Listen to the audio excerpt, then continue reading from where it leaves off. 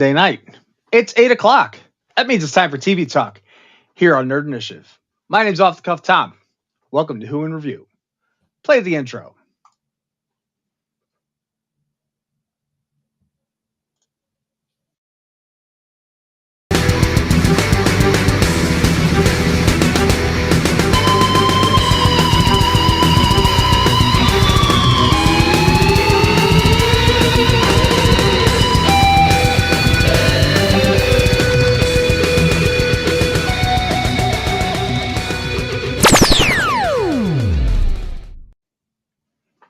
God, I love that thing. Big thank you. Big shout out to Cell Phone Wallet Keys.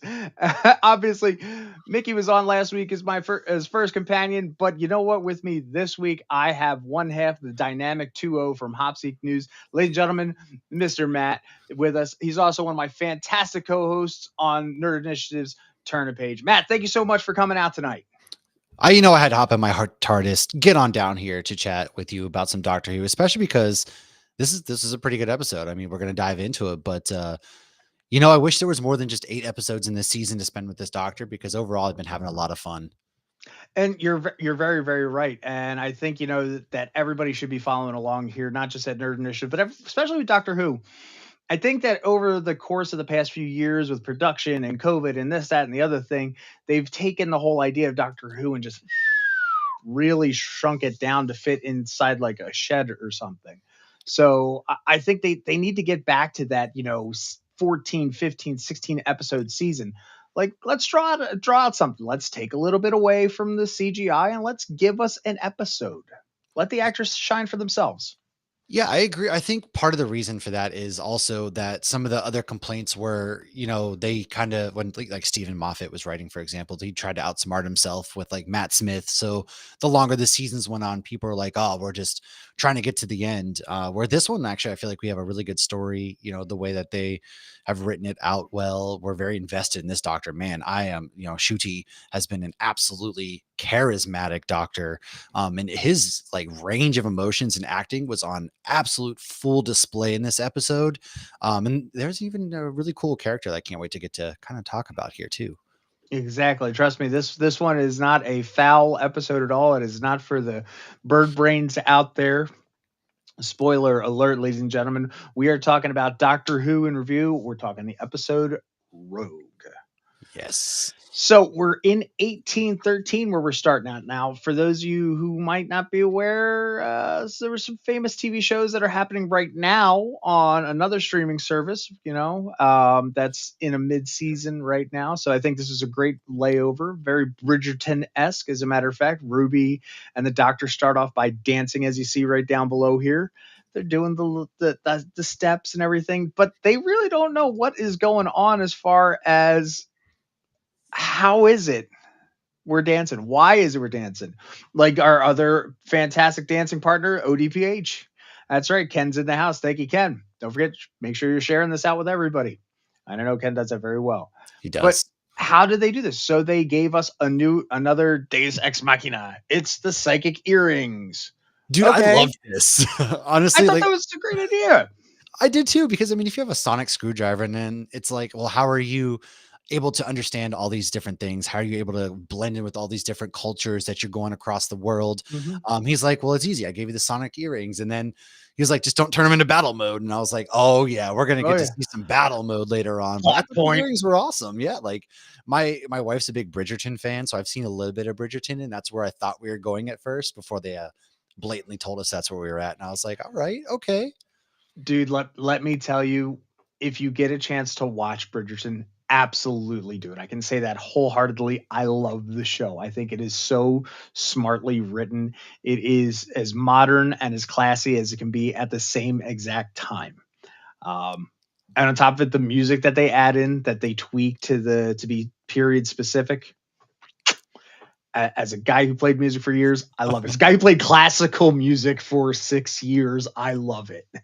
There's nothing that like quite gets me as a big music fan is when, I was talking about this in one of my reviews I was writing earlier for, New Comic Book Day for DC, and it was a period piece. And like when they nail the essence of like the time periods, and it's the little details, like the music, the dress wear, the way that they talk, immerses you even more into it. And from what I have seen from Bridgerton, I mean, it's not like I'm unwilling. I just typically play video games, but I pop in and out, and it's all my friends are into it.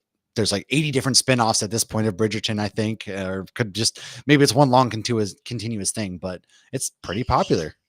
Well, it pulls the Power Ranger thing. It switches itself to where their focus is each season. So each season Ah, they focus on a different kid to a different aspect. So that's what I like about that. And there's only been one spinoff so far. If they that would do, make a lot more if they sense. do more, I don't know. Yeah, no, that makes sense why I see new people every single time, I guess, because their focus is different. See, you learn something Mhm. every But come to the show and you learn something new, folks. But the best part is that you're looking at through this angle, but you will still see your friends from over here before, with the exception of I think season one, Lady Daphne. They kind of got away from that storyline because she had her happily ever after, and there's a whole bunch of other. But we're talking Doctor Who. We are talking Doctor We Who. are Yes, talking Doctor Who. Doctor All Who. right, so down here, back in the next picture, we see that the Doctor, who looks quite ravishing in velvet, He does. and Ruby are talking, and she's about to be sent off with one of the ladies, Lady Pemberton, who also is a Bridgerton alumni. So that's what even ties this whole episode Ah, together. Synergy, which I think is hilarious considering the fact that, oh, maybe we should go to Star Trek. is she in Star Trek too? No, but they mentioned it. I think she might actually have been in Oh. Star Trek now that I think about it. Well, it's just like all those British actors, like not for nothing, like BBC is very ancestral in how they like do all their Oh, yeah. Ghosts and Doctor Who, and like they all jump on into each other's shows all the time. And so you're Well, like, I know this person, where's it from? And then you're like, oh yeah, the 75 other pop culture related shows I've watched. no, 73. As a matter of fact, in 73 yards, the dowagers, the dowager from Downton Abbey's butler was the right hand man to the bad guy in 73 yards this Ah. season because I watch too much TV. Well, That's why that's I why you're do the this. pop culture connoisseur. Thank you very much. Uh, so as you see, the Doctor and Ruby are about to split off. She starts getting a little from her psychic earrings. So he goes to figure this all out while she goes and plays, courting with all the single and available gentlemen. Yes, you are. I put Matt on my dance card, maybe. Hey, also we start out this episode though with two gentlemen walking from across the party, and one gentleman being like, "You get all the fun, you're the bad guy, all this stuff," and then that's when like the lightning strikes, and he takes over his body, which gives us a little bit of, oh, Dun, dun, dun. what are we doing here? And then that's when Mhm. they kick in, they see the interference to where Ruby Sunday must go find a partner.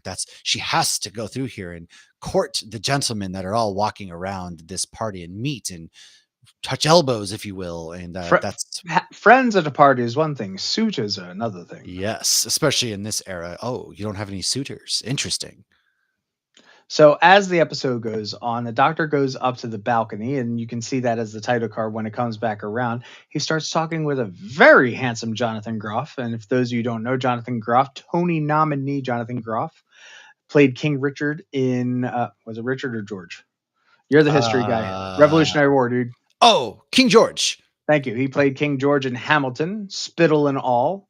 Again, you can watch on Disney Plus. You could. You could. Yep. And he plays a new character. He's brooding. He's and he Serious. serious, very serious, very very serious. And his name is Rogue, like Beyonce, only one word. Not quite like the rogue that we're used to seeing, calling people sugar and That's everything. what I mean there, Shay. I tell you, I'm like a short-tailed cat in a whole room full of rocking chairs. He is, but no, he is like he obviously has been overtaken. He's very, just dead serious, playing it straight, all of this other things, while the doctor finds himself staring at a very handsome other man that's just overlooking the party. And you're Hmm. like, oh, who is this guy? This guy was an inspiration for me all of a sudden, just like wanting Henry Cavill in the Doctor Who universe, just because he kind of looked like Henry Cavill. I was like, could you imagine Henry Cavill in this universe? Like, I kind of want that. Dude, he's such a nerd. He would do it just for the That's what I'm sake of saying. doing it. Seriously, even if we got we're in a time frame where everything's played by board games and that's how you solve the world, and that means Henry Cavill's got to show up, at the last 5 minutes, Warhammer way. I've got this. Bring in like the Toy Master again, and then like, not to mention, could you imagine like this big hulking man of just like a beefcake running around, but then he's just like a child at heart within the whole episode or something. Like, I don't know. There's something because Henry Cavill can really lean into, if you've seen some of his, other movies, he's very good at like the comedic chops. And he's very good at like the Argyle. aura. Yeah. Argyle. He's very, very good at the whole Doctor Who essence, if you will, that the Doctor, that goofy style of play that they give into the Doctor. Oh yeah, absolutely. So as they keep going back and forth, Ruby starts following one of the other young ladies who was chasing after the gentleman from earlier, the Lord Barton or Yes. Stilton or Barton, Lord Barton, and they're having their moment. Oh, but I mustn't. Yes, but I love you. I shall woo you. I shall take you. Blah blah blah. Oh, but I Nobody shouldn't. has to You shall know. ruin me. Yeah, Ruby interrupts that, and he excuse me, peace of I mouth. gotta go. Yeah, she was just trying to read a book. That's all she was doing. It's a library because who wants to hang out with a bunch of posh pomps? Let's I go have a mean, book. I'd rather steal their alcohol and just sit by that fire reading a book. I mean, that's my kind of night. I'd be down for that. Give me a good claret any day. Yeah, I'm saying. So Ruby starts chatting it up with Lady Emily, and they start. They just start being girls. The only problem is she's the girl from 2024, Things are a little not too 1830. cush. Little too okay. Yes. Oh, I like you. You talk funny. Yeah, you use words. Nobody can read a book in peace. It's Doctor Who. We got things to get to. Come on, Ken. Exact. Keep up. The only person who can read a book in peace is Jane Austen when they did that whole episode way back when. Yes. They're Uh, like getting into it here and they're having girl talk, man. They're bonding. You're like, seriously. oh my gosh, like this is amazing. Where's the glass of wine? They hit it off instantly. And all of a sudden there's gonna be a book club over some mimosas. We're vibing. What could be a book club back in 1813? I feel like they definitely because wasn't like Charles Dickens. Crochets. I I don't mean, know. Like what books were from around the Bible, I guess. I don't know. especially yeah. Oh no, In this era of England. The Bible might even be a little too rough for for fine ladies That's of this right. day and age. These women, oh my goodness. Yeah. Samson and Delilah. Mickey's with me. Neither of us have ever really watched an episode of Bridgerton. So at first I was lost in the Bridgerton sauce myself. Oh, trust me, I will dive into the Bridgerton sauce any day. Trust me. Trust me. I would love. Yeah. So so we keep going here, and there's the Lady Pemberton. That's correct. And as you see, she's looking rather coy as she watches over her crowd, her crew. She even goes and chases off one of the other young ladies and says, "Well, excuse me, you look very nice in that dress that I wore last season, bitch." Oh yeah, that was an ultimate like caddy moment. I love early 1800s like Stepford Wives caddy moment. She's like, I wore that dress last party. Ooh, and she's just like, and runs away. It was perfect. Oh yeah, I love it. But then there's the maid down the hall. Yeah, who just appears out of nowhere and is like, I should have all this time. I've been a maid. I've been cleaning. There's so much work, and you're just like, uh-oh, what's happening? Next thing you know, boom, she's the life of the party. She is the host of the party as she has presumed Lady Pemberton's identity. Hmm. And what I really liked after watching this a second time, because I just watched it with my wife, I was like, "What do you want to do for dinner?" Oh, well, I put on Doctor Who before I do the thing. Good refresher. I've In a rewatch, I noticed there were certain sound effects that would happen outside of the lightning, and we'll talk about that because I've got some good Mm. pictures when it comes to this. So, but yes, Mickey, go watch Bridgerton. Get your partner, get your wife, get your spouse. Watch it. Trust Mickey me. and I are going to start a Bridgerton watch party. Who's coming? I'm in. I'm down. Heck, once we're done Doctor Who, I think TV Talk could even line up for the second half of the season. Oh, that's right. Speaking of TV, don't forget to come and watch Matt as he talks Star Wars: The Acolyte too. But we'll get to that Yes. later. Well, we'll get to that later. We're Eh, Doctor Whoing right now. Doctor Who now. Look at these Speaking things. Are of they birds, look at owls? these. Are they cats? Are they birds? Like I like my man's eyebrows back here. They're birds. They are definitely birds. You can tell from the warbling and the cracking. Sometimes a lot of birds, if you ever kept them, or Bridger, what? Y'all uncultured swines. You silly uncultured swines. I will call you this now. So, but they are owls. Okay. They are birds. Oh, birds. I would say I'm not up in my bird law. I'm sorry. I would say they are birds, not necessarily owls. Simply because of the fact, if you take a look at some of them, because there are 6 of them by the end of the episode, right? Yes. 1, 2, 3, 4, 5. I think no, I thought there's 5. four. There's 5. 5. Okay. 5. So Math 2 is of them hard. are definitely come from owls. One almost looks like it comes from a cockatoo. So yeah, This they guy in have the this whole back looks idea. like he's about to ask you how many licks does it take to get to the center of the Tootsie Pop. 3. Yeah.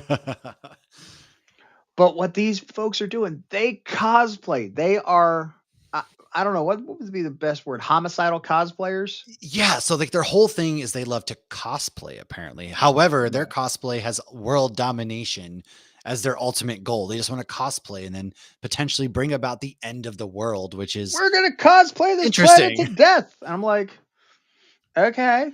Makes me wonder next time when I see my buddy Just Incredible cosplay and his, spouse. But Next time you're at a Comic-Con, how many of these people are secretly birds looking to take bird over people the from another world? planet. Every single Deadpool you've ever seen at a Comic-Con, boom, they're Bird. all evil birds.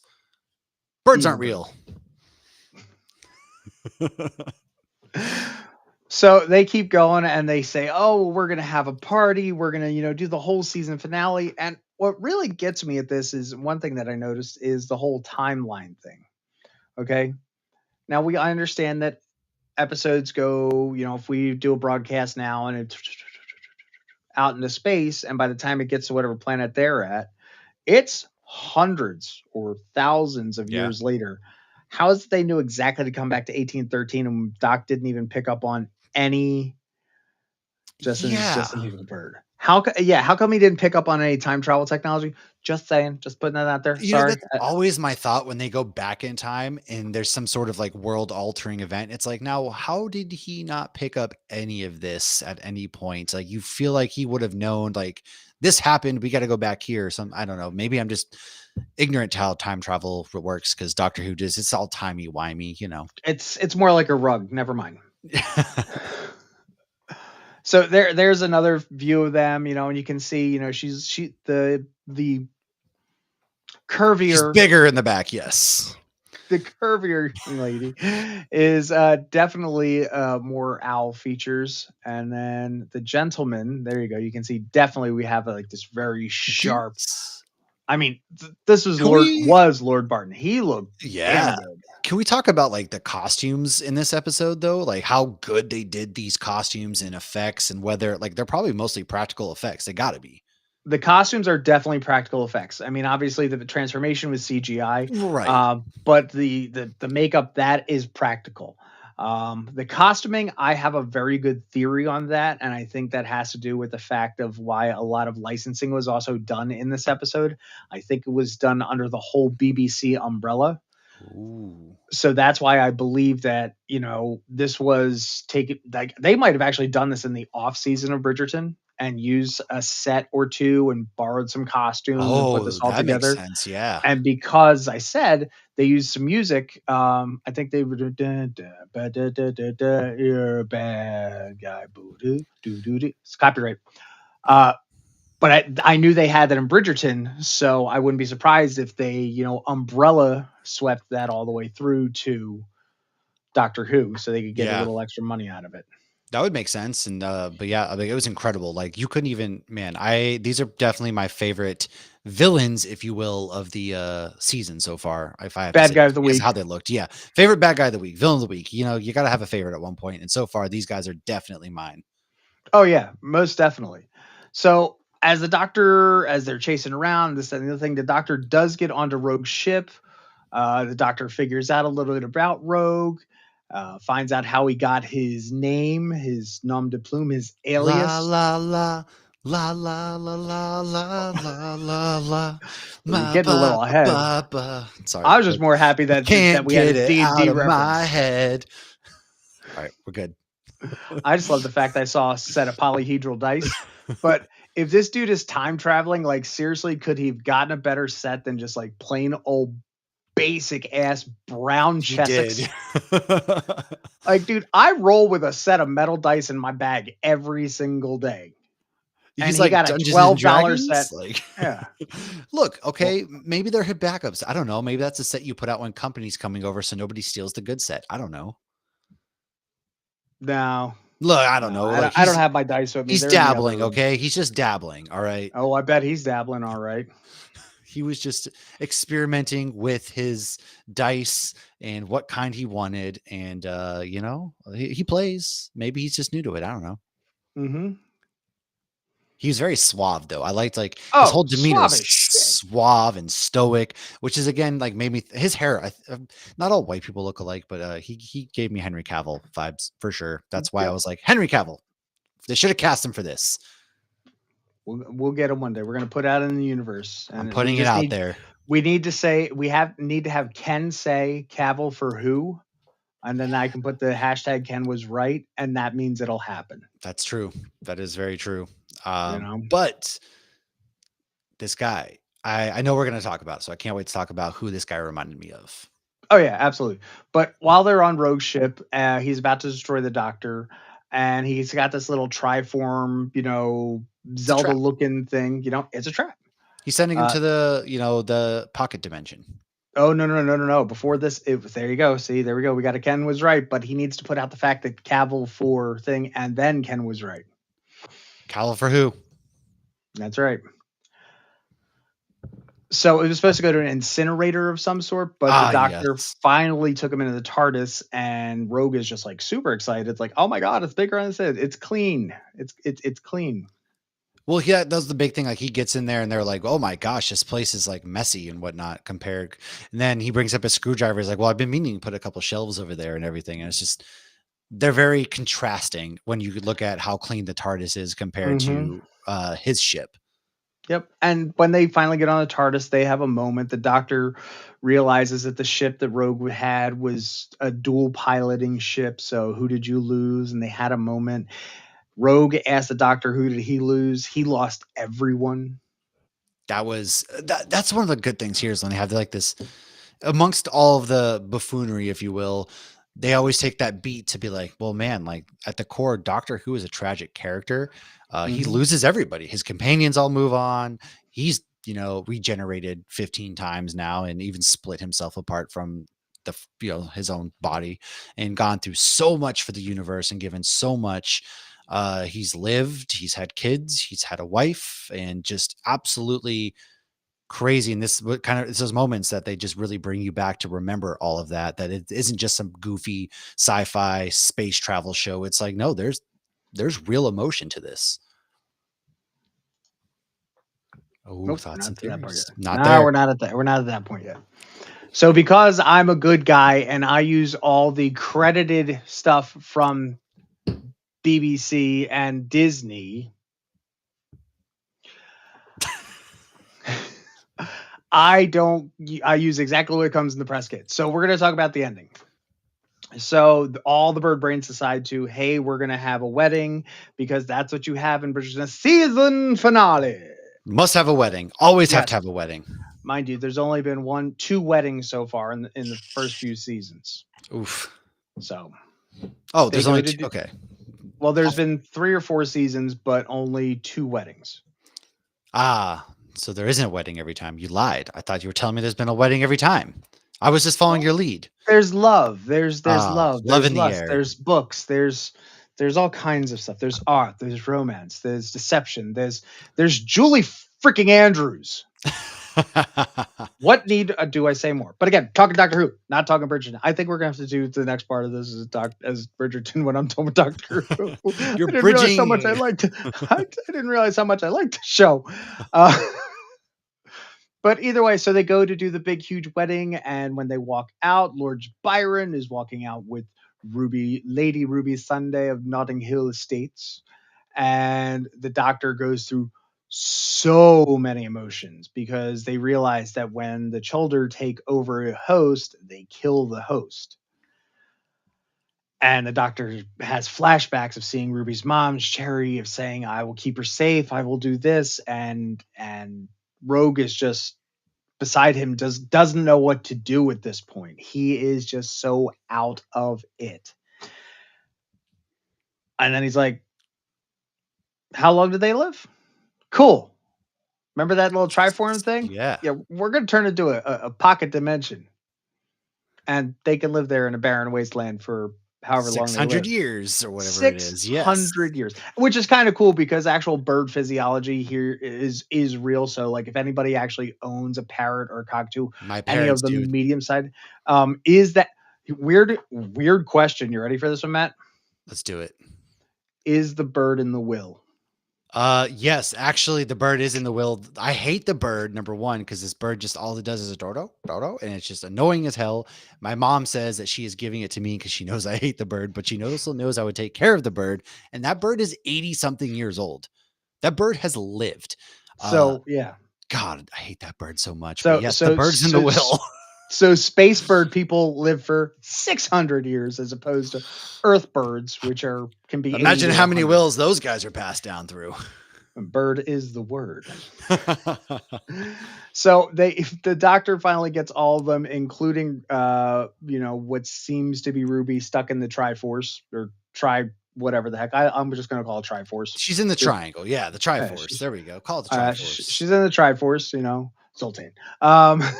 She's in the Triforce, and Ruby explains, "Doc, it's me," and gives him the whole She was rundown. cosplaying. She was cosplaying, which was She great. fell right in. She was cosplaying. Like seriously, it almost reminds me of the best cosplay I ever did. I've only ever done one cosplay ever. This is for all the D&D nerds. You ready? I went to a convention with a piece of paper on my back that said I rolled a 1 for stealth and disguise. That makes me want to know, like, chat, what was the best cosplay you've ever done personally? I've done a couple. I haven't really done anything too crazy. I was like Finn from Adventure Time once, but yours is a lot more deep cuts and funnier than mine was, I guess. Oh, well, the best part is that whenever everybody would say, "Hey man, I love your costume," right? I would go, "Huh? What?" I didn't want to break anybody's speakers, but that was my whole stealth thing. I was being so loud. I thought it was hilarious. My mom was. I took my mom to a convention. She was probably like, "Why are you yelling so much, Tom? What is wrong with you?" I'm your son. That's why. Well, Mom, you see You what made happened me. was. I saw you do it. If you guys are old enough to remember that old drug commercial from the 80s. I was just dropped on my head as a baby, so. Anyhow, the doctor figures out that it's Ruby, and he doesn't want to kill her, send her to the other dimension. So Rogue has the moment and asks him, "Can you sacrifice your friend for the sake of the world?" And Doc says no. And so he grabs the detonator, and they just finally. He says, "I know," and he grabs it, and they kiss, and it was. I learned by watching you. Yes, thank you, Ken. Thank you. I learned by watching you.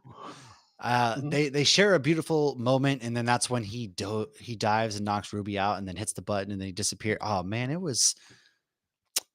Again, man, like it's those goofy times when you're just like, this is a goofy episode. But then you have moments like this that are just. And then I saw an article by Deadline, by the way. Did you see that article by Deadline that said the first same-sex kiss in 60 years of Doctor Who? Like Captain Jack Harkness in 2005 didn't kiss Christopher Eccleston. Like, get real. This is terrible journalism. Speaking of not citing things, like get some people who actually know what they're talking about to write. And not only that, Captain Jack Harkness kissed James Marsden, who was his trisexual former lover on Torchwood. You want to go? And Torchwood is in the Doctor Who universe, for those of you who don't know anything about Torchwood. But guess what? There is literally Torchwood is a whole division of Doctor Who that gets introduced, and it's a whole spinoff thing. It's a whole big thing. But yes, the whole same-sex kiss the first time in 60 years is bullcrap. Better journalism. Be better out there. Very much so. Only when you watch Torchwood, watch the first 3 seasons. It wasn't great after. Yeah, I mean, I'll be honest, just like the 8th Doctor, once the Americans get involved. Yeah. But still, really Captain Jack Harkness, I mean, did he mean nothing to you guys? Because that's who, I'm telling you, Rogue gave me Jack Harkness vibes the whole way. Well, let's get into it. So the thoughts and theories from this episode. Okay, let's make this big. So sorry, we're gonna leave our faces and go big here for a second. Oh wait, we can do this button. Can we do this button? That's my secret, Cap. I'm always big. We're still learning. That goes there. Hey, there we are. We'll split us in the middle. Cool. So our thoughts and theories on this one. Now, these are everything I came up with. If Matt has a few of his own to add, you are more than welcome to. Okay. First and foremost, this had the real feel of Who finally.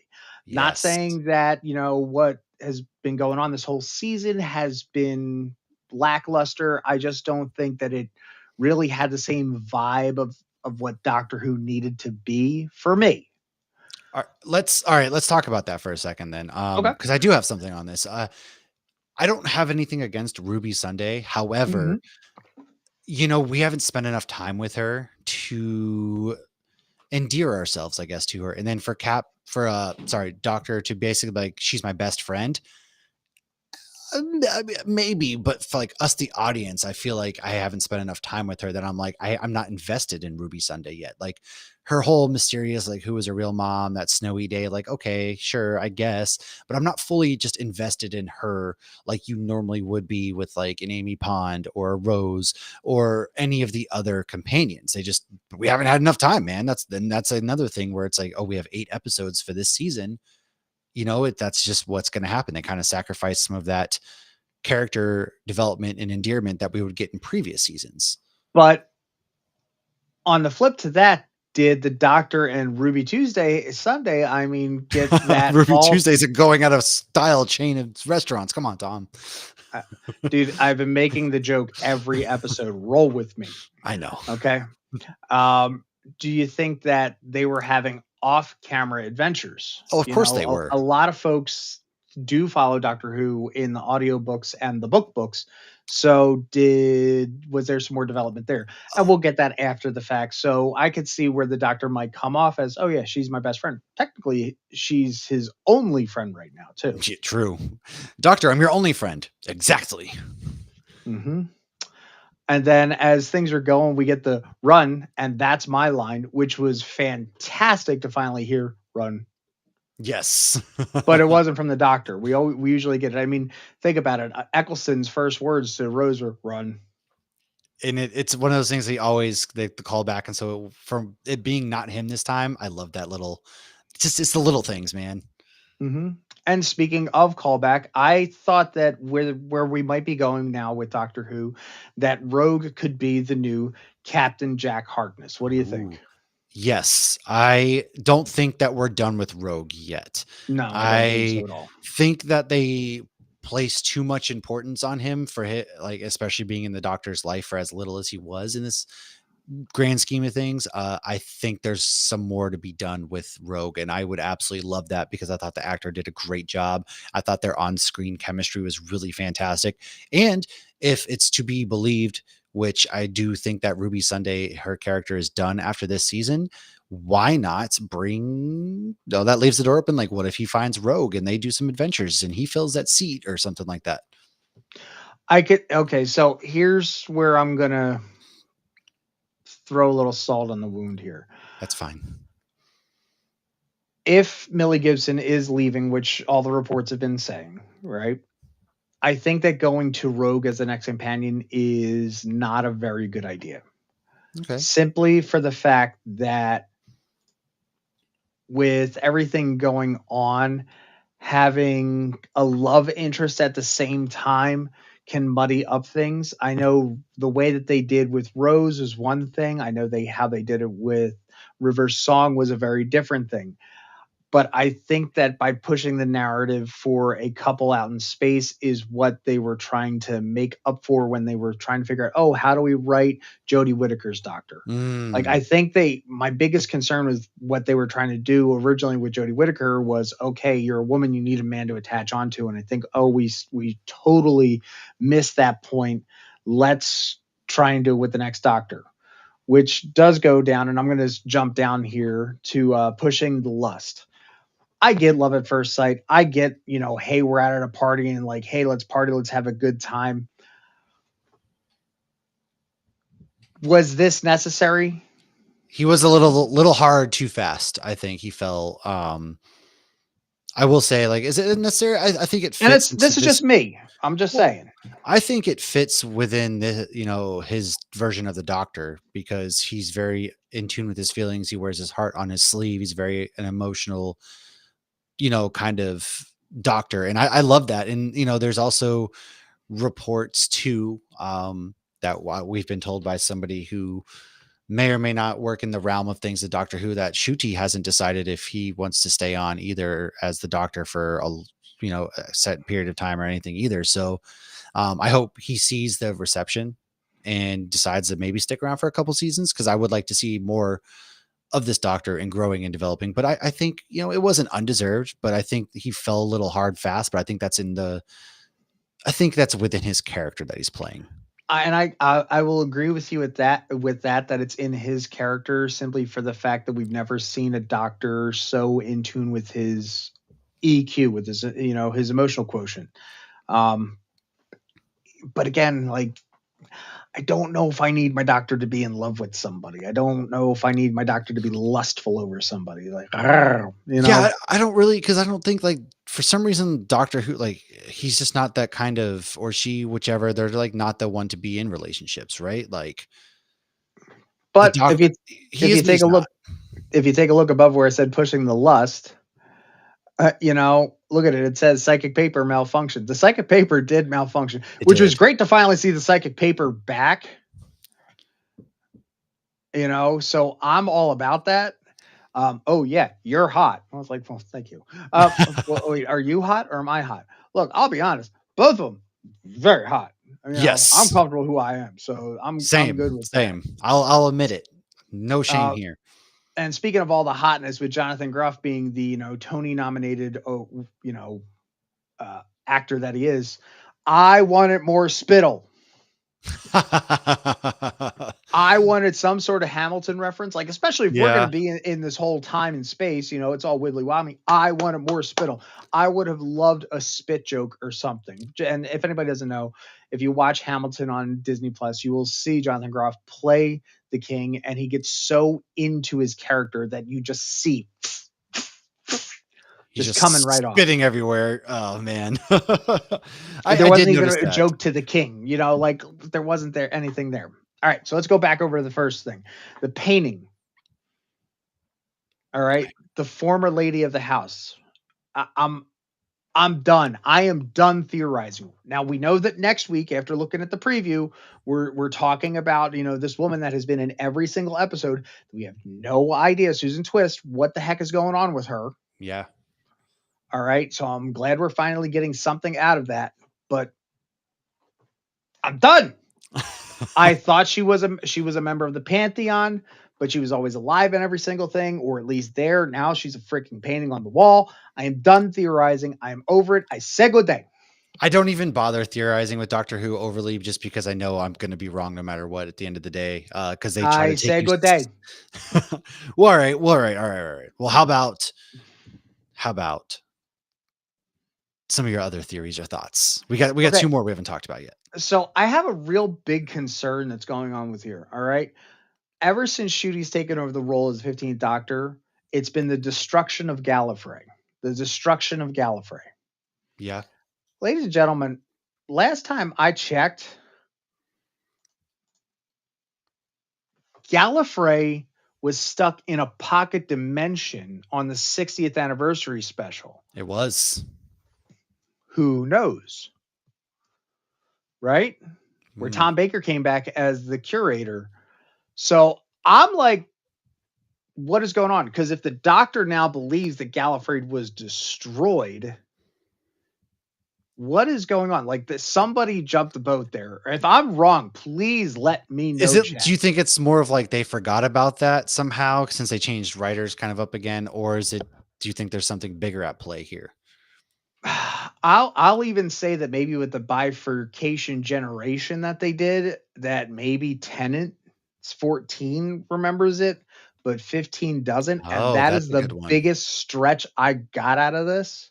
That would be the only thing I can think of, because I feel like the Doctor would very much like remember what all went down, because he doesn't forget anything, or she doesn't forget anything, whatever body form he or she has That at the they, time. yeah. Yeah. So like, yeah, that would be my like, hey, we separated and maybe not everything transferred over to this new and improved version that we're seeing now with Ncuti.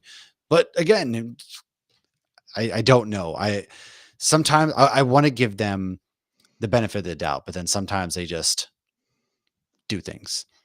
Because reasons. Exactly. It's timey-wimey, all right? That's the best way we can just say it. It's timey-wimey.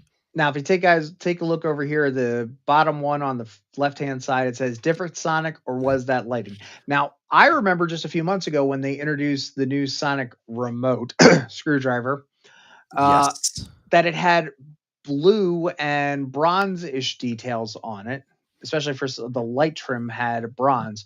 But in this episode, it had a little bit of a rose color. Yeah, I noticed the red lighting with it. I wonder if that had to do with the triangle or oh, was it the 50th anniversary? Did we say 60th? 50th anniversary. Day of the I knew it was the day of the doctor. I thought it was the 6th. Did we say 60th? It was the 50th? Yeah, whatever.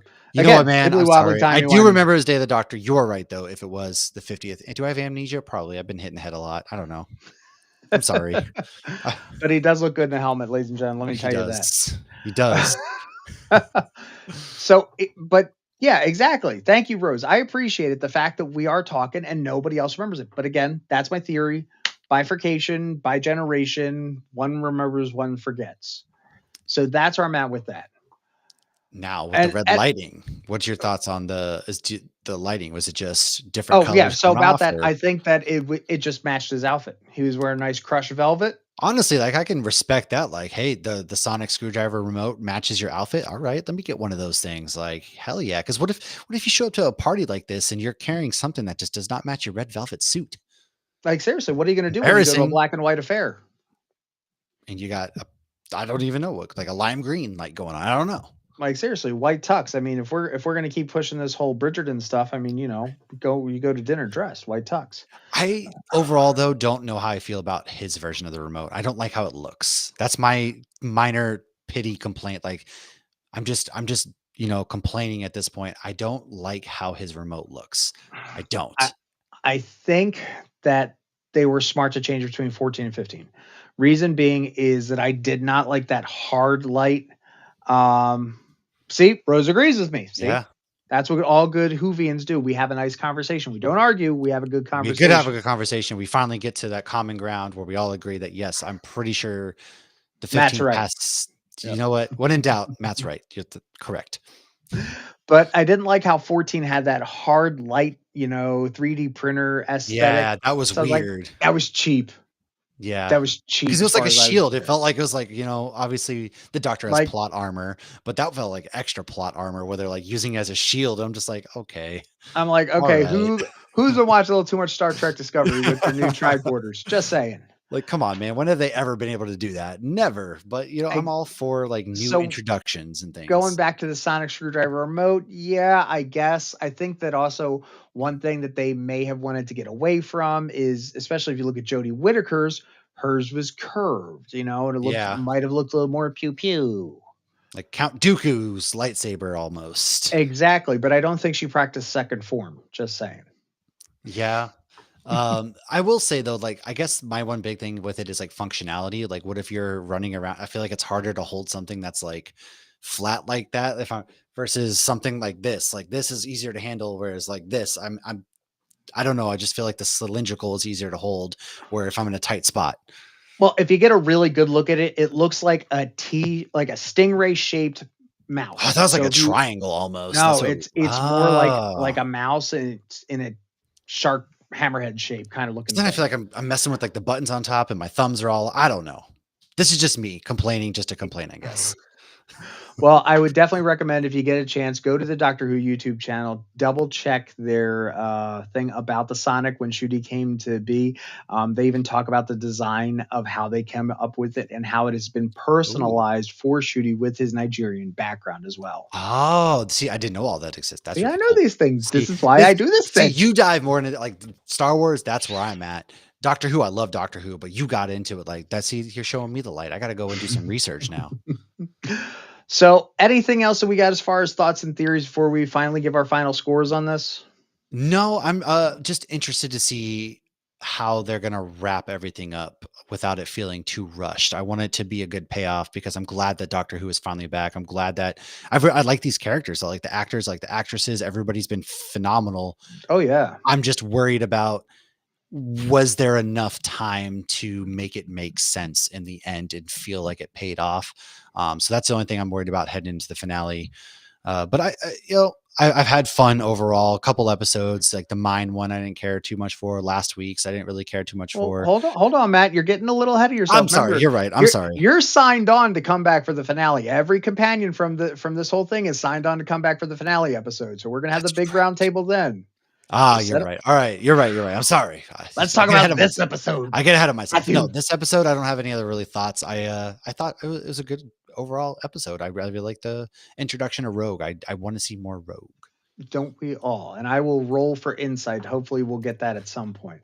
So, talking about our scores. All right. So, for me, I gave this a 12.5 Ooh. and out of 15. And again, we're basing everything on 15, 1 to 15, because there's 15 doctors. I gave this a 12.5, so it's technically a doctor and a companion. So, we gave it a Capaldi and an Ardal.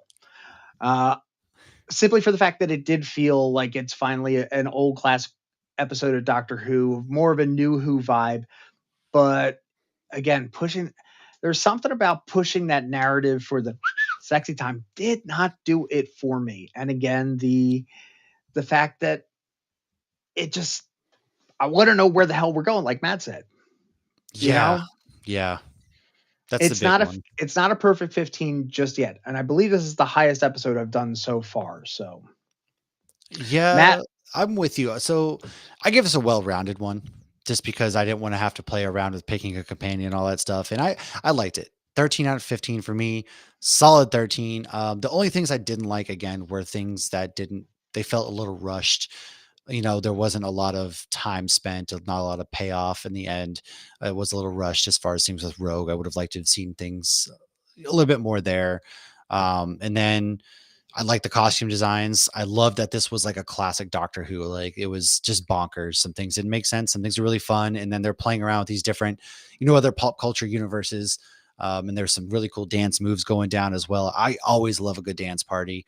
So for me, yeah, even 13 out of 15 with that one. mm-hmm. Ooh, a gadget. Yeah, it just looked like a Yes, TV it remote. is. Who replaced Ruby? I can't find the remote again.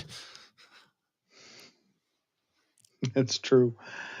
So, as always, first and foremost, I want to thank you, Matt. But don't forget, do the homework. Make sure you hit that subscribe, click the bell for notifications, and then tap that thumbs up because we want to make sure the bosses know we're doing what we're doing. We're doing it well. Okay. And then because we had half of the dynamic 2-0, big thank you to Hops Oh Geeks yeah. News for hanging out with us tonight. Okay. And on top of that, Matt, tell everybody where they can find you on the interwebs. Man, we are everywhere. My co-host and I, Lauren, we just wrapped up a little mini vacation with one another over the last week.